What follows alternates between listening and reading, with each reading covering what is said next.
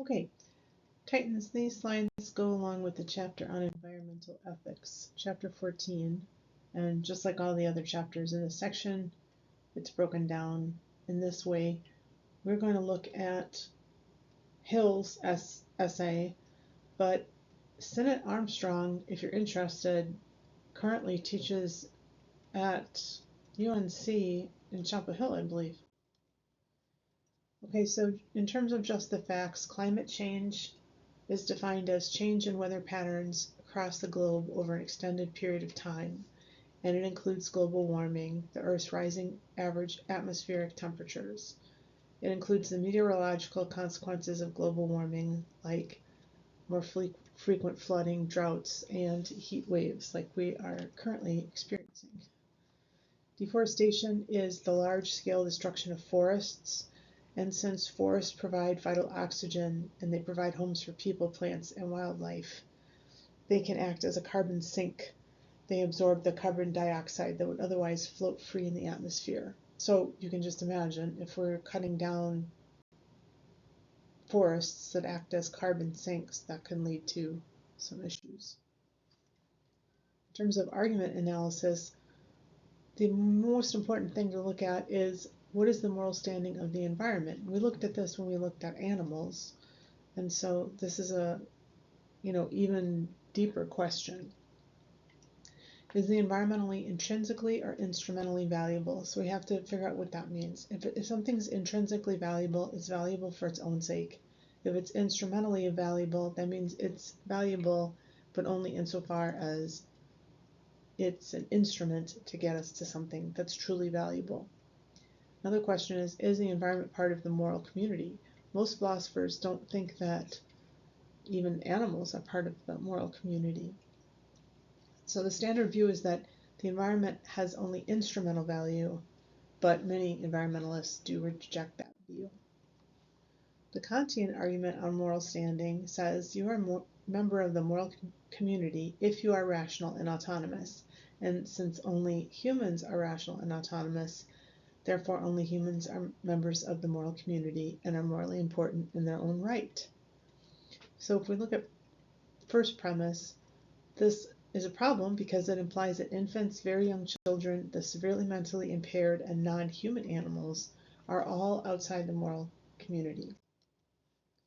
The contractarian argument for moral standing, we haven't looked at the contractarian stance yet, but we will very soon, says you are a member of the moral community if you are able to enter into reciprocal agreements that promise to benefit those who have benefited you and to harm those who have harmed you.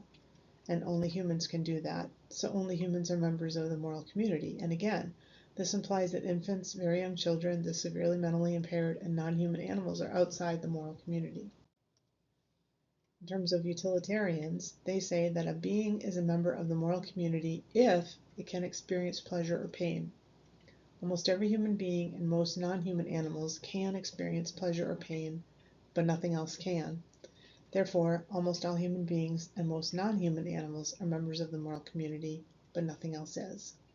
So if we look at premise 1, many environmentalists would argue that the environment is intrinsically valuable, is valuable all by its own for its own sake and on its own, and not being able to experience pleasure, pain shouldn't disqualify it.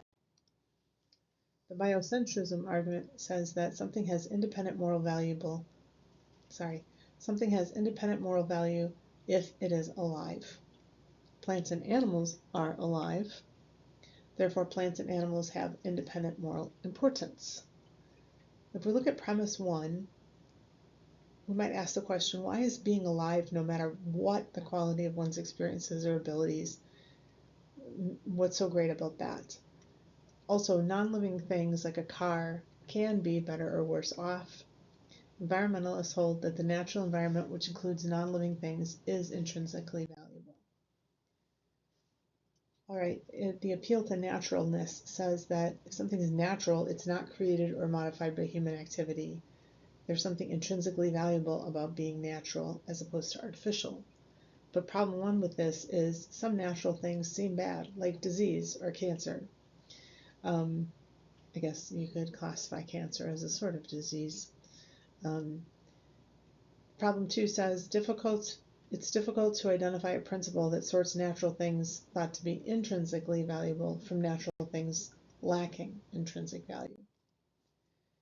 The last person argument says that if the natural environment lacked intrinsic value, then it would be morally okay for the last person on Earth to destroy it.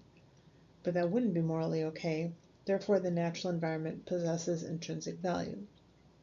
But this leaves unexplained why some natural things, but not others, are supposed to be intrinsically good.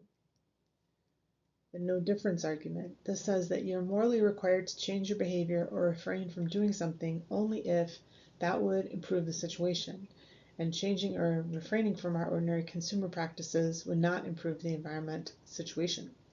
Therefore, we are not morally required to change or refrain from our ordinary consumer practices in order to improve the environmental situation.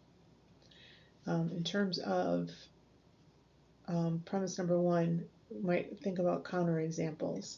So, are there situations where we are morally required to change our behavior even if the situation would stay the same?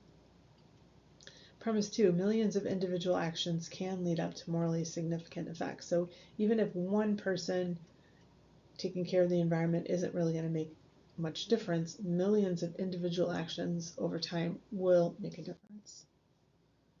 All right, so in terms of Hill, he has a really cool essay here because he looks at virtue ethics, which is why I chose it, in terms of the environment.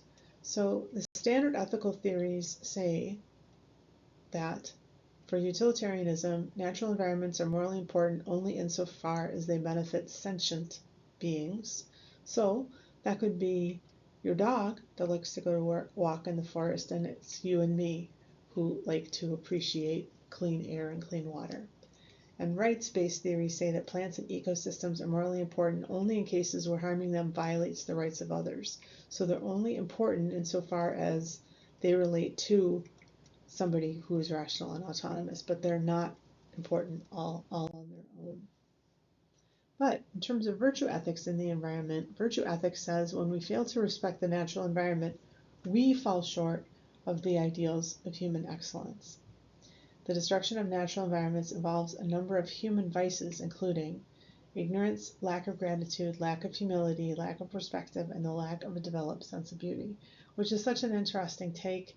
I think it's really brilliant that he applied virtue ethics to this topic. So that's why I thought it would be interesting to look at. So I hope that was useful. Sorry about my voice. Hope you're doing well. I'll talk to you real soon. Bye.